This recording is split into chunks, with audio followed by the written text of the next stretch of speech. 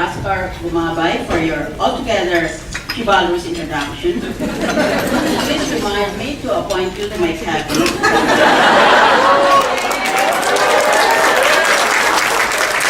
I ran for president in 2016. And thank you, ladies and gentlemen of the Credit Management Association of the Philippines, for the pleasure of your company this afternoon. I've always loved CMAP. I've always accepted your invitations, and I believe this is the third time that we meet again, although your faces have changed, and most notably your figures have changed. Just to show you how much I hold you in affection, I have to tell you that yesterday I learned that I was nominated as Chief Justice of the Supreme Court. I declined it. But when I saw the invitation from the CMAP, I considered it as no less than a subpoena. So I came. Let me update you with the topics that are currently the buzz of the town here in Metro Manila. One time I met a politician and I said, as a joke, that was me, Miriam. Balita ko, meron ka raw pula sisi na 18 years old. The politician said, lumang balita yan, 28 years old na siya ngayon. Here's a pick-up line for bankers. Can you recommend a good bank? Kasi I'm planning to save all my love for you. Mathematics. Matalinong lalaki plus matalinong babae equals romance. Matalinong lalaki plus bobong babae equals affair. Bobong lalaki plus matalinong babae, kasal.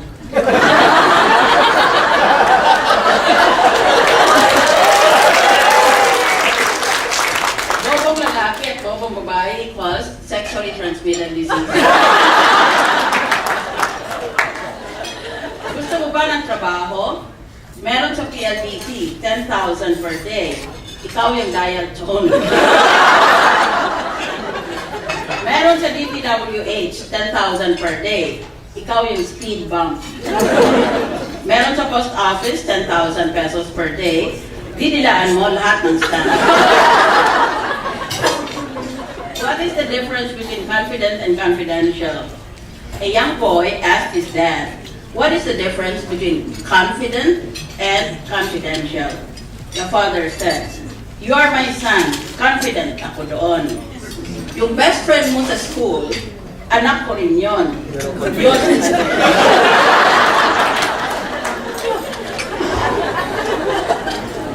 5 tips for a happy man's life.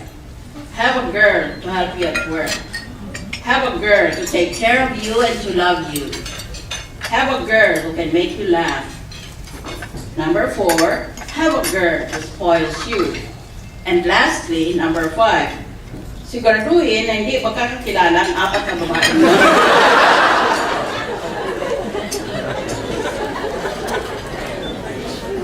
Kapag namatay na ako, huwag na huwag kang pumunta sa libingan ko. Baka tumibok uli ang puso ko. Miss, kutsara ka ba? Kasi papalapit ka pa lang, napapangangangat na ako. Suicide, homicide, insecticide, lahat ng pamatay.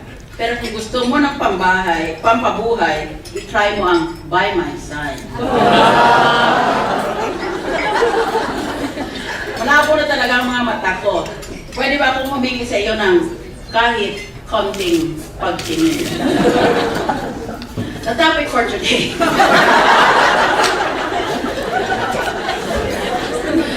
Yes. The $1 billion loan to the IMF is constitutional. Today, there is an economic crisis in Europe because certain members of the European Union, namely Greece, Spain, Ireland, and Portugal, are bankrupt. These bankrupt countries have 2 choices. The first choice is to exit from the European Union and possibly cause the downfall of the EU. The second choice is to apply for loans from the International Monetary Fund.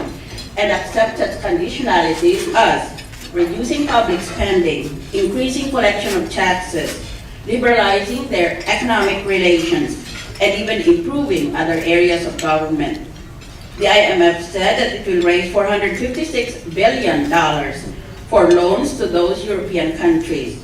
As part of the European Union program, the IMF chair has requested the Philippines to lend its money to its pool of funds.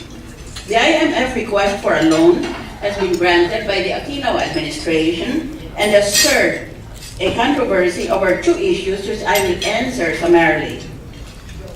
First, is the loan constitutional since it was granted without congressional participation? Answer, under the Constitution, there is no legal obstacle to the loan. Second, is it wise to issue the loan considering our third world status? Answer, questions of wisdom in foreign policy should be addressed to President Aquino, since when, as the country's lone spokesperson in foreign affairs, he is privy to confidential information that is not available to Congress. Questions of legality have been raised because the loan was granted without information or notice to or the advice of Congress, particularly the Senate, which shares the foreign policy power with the President. But such questions, I humbly theorize, have no legal basis. The Constitution provides that the President may contract foreign loans on behalf of our Republic. The only limitation on the President's power is that he should have the prior concurrence of the Monetary Board and that his power is subject to such limitations as may be provided by law. At present, there is no such law that requires the President to consult Congress or the Senate. If the Senate wishes to participate in the foreign loan process, then it should pass a bill to that effect. Further, the Constitution provides that the central bank shall function as the central monetary authority. Accordingly, the Central Bank Act provides that the Monetary Board may authorize the Bangko Sentral to grant loans to and receive loans from foreign banks and other foreign or international entities, both public and private.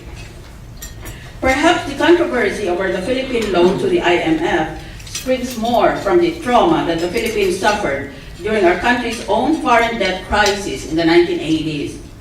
The IMF provided bailout funds to our country, but it demanded painful structural adjustments such as budgetary cutbacks, trade liberalization, deregulation, and privatization. It is said that those structural adjustments irreversibly dislocated the economy of the Philippines. One of the IMF's conditions for the rescue loan that it extended to the Philippines was the automatic appropriations law. This law mandates that among budgetary expenditures, debt servicing should have priority allocation.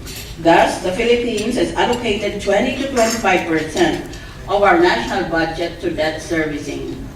Although the IMF has provided relief for states facing financial crisis, it needs to be emphasized that the IMF needs to walk a fine line. On the one hand, IMF should encourage the provision of funding that will be beneficial for both the borrower and the lender. On the other hand, the IMF should avoid moral hazard, meaning that a government that has fallen into a financial crisis and has been bailed out of the crisis is likely to behave more recklessly, adopting inappropriate policies and overborrowing. This is the so-called moral hazard dilemma. At the beginning of 2000, some analysts already demonstrated that IMF patterns of lending respond to the geopolitical interests of the United States.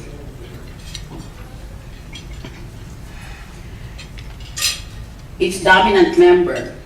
According to Professor Lisa Martin of Harvard, the Public Choice School has studied the IMF as a self-interested organization attempting to assert itself in the face of constant political demands from its powerful member states. We Filipinos must be aware that through the exercise of authority that is perceived as legitimate, especially because it has the veneer of science, the IMF and the World Bank may in fact be able to pursue agendas that have little relationship to the interest of either major donors or borrowers. Kaya tama lang na mag-ingat tayo dito sa IMF at ang World Bank na ito. Having issued this cautionary note about IMF, let me proceed to the most important question of all. Instead of lending money for European countries, why don't we use the money to help the poor in our own country? The answer is, we cannot do so. Under the new Central Bank Act, the Bangko Sentral ng Pilipinas is mandated to maintain international reserves adequate to meet any foreseeable net demands for foreign currencies. Our country's international reserves are invested in accordance with the investment guideline that only investment-grade and highly rated financial instruments of non-residents should qualify. Kaya hindi natin pwedeng gamitin ang pera ng ating Bangko Sentral para ipamigay natin sa mga mahihirap. Kasi kailangan palagi nandyan ang pera niya o kaya nandoon sa investment-grade and highly rated financial instruments of non-residents. There is a difference between national government money and BSP money. National government money comes from tax and non-tax revenues. BSP money comes from investment income, supervisory fees, and miscellaneous income. BSP international reserves form part of its total assets. Gross National Reserves, or GIR, are external assets that are available to and controlled by monetary authorities and the central bank. These are comprised of monetary gold, foreign exchange assets, and other claims in foreign currencies. The GIR are held primarily for precautionary reasons. These reserves serve as a contingency buffer when there is insufficient domestic foreign exchange supply or when there is a foreign exchange shortage during market stresses. The corollary question is, why is the BSP lending to the IMF when 38% of the Philippine population are living below the poverty line? The answer is that it is the national government and not the BSP which is directly responsible for addressing poverty with resources coming from the budget. Furthermore, when the Philippines lends to the IMF, our loan indirectly supports the poor, particularly the OFWs. When we grant the loan to the IMF, the BSP level of international reserves will remain the same. Only the computation of the reserves will change. To allay the fears of our people, let me emphasize that there is no impact whatsoever on budget allocation of the national government. Let me repeat, there is no impact whatsoever on budget allocation of the national government. Under the law, the BSP can freely convert any of the assets in its international reserves into other assets. Lending to the IMF is just one form of BSP investment using its reserves. The IMF will pay interest on its loan from the Philippines at the SDR interest rate, which at present is about 0.12%. About 0.12%. Another common question is, why are we not using our international reserves to either pay off the debts of our national government or to fund more infrastructure projects of the government? Again, the answer is the legal provision that our international reserves follow an investment guideline mandating that only investment-grade and highly rated financial instruments of non-residents should qualify. Therefore, the BSP cannot lend part of its reserves to the national government to retire Philippine public debt, and the law prohibits the BSP from engaging in development banking or finance. There should be no anxiety that if we need the money we're lending to solve a problem in the balance of payments, we might not be able to get our money back in time. As long as the problem arises from the balance of payments, the IMF will return our loan. That is my speech. Ang dami pinagsasabi kasi problema, hindi nagbabasa. The main problem of certain public officials in our country is that they are illiterate. That was the mess. That was the speech. But this is my message. After decades in public service in my own country, I've come to the considered conclusion that what is lacking in the Philippines is not natural resources or people or human resources.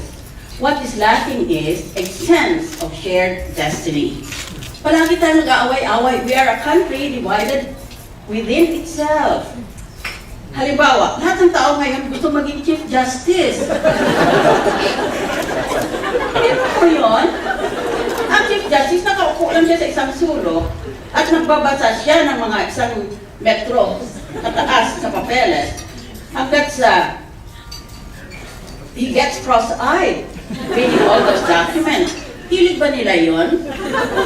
Pagkatapos, nung na-nominate ako, isip ko tuloy, bakit gusto ba niya akong manahimik sa isang sulok?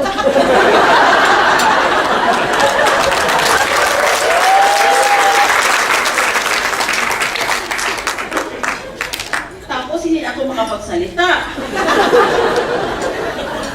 Kaya pinaimbestiga ko talaga kung kalaban ko yung nangyayari.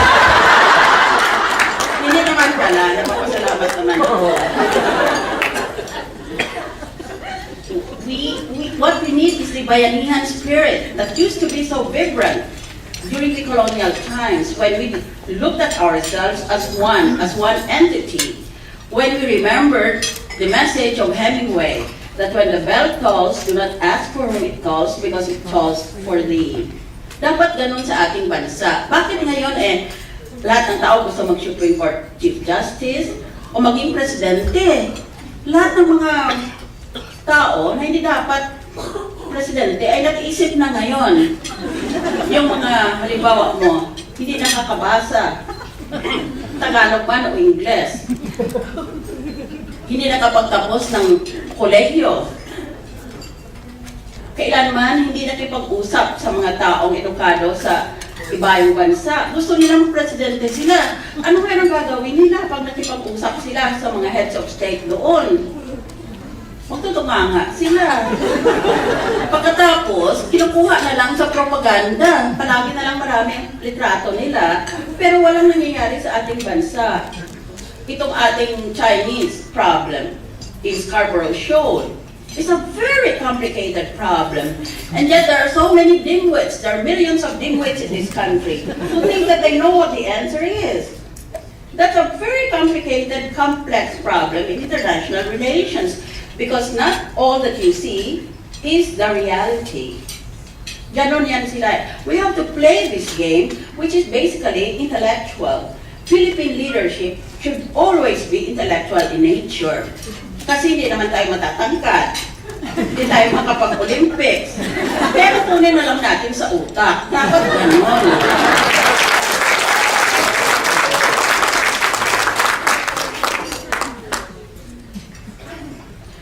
We should always remember that this is our country.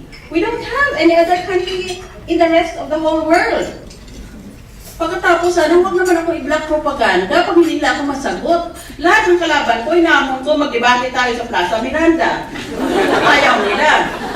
Kaya inaamon ko ng suntukan, ayaw nila.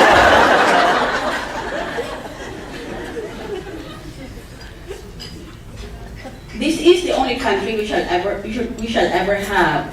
We should try and have a sense of shared destiny. We are Filipinos. The Filipinos are some of the most intelligent, most brilliant professionals in the world. We can compete on any level, on a global level. But what do we do? Bina-black propaganda ako palagi. Kulang na lang ako demanda na may sex tape ako. At malapit na siguro kami dumating doon.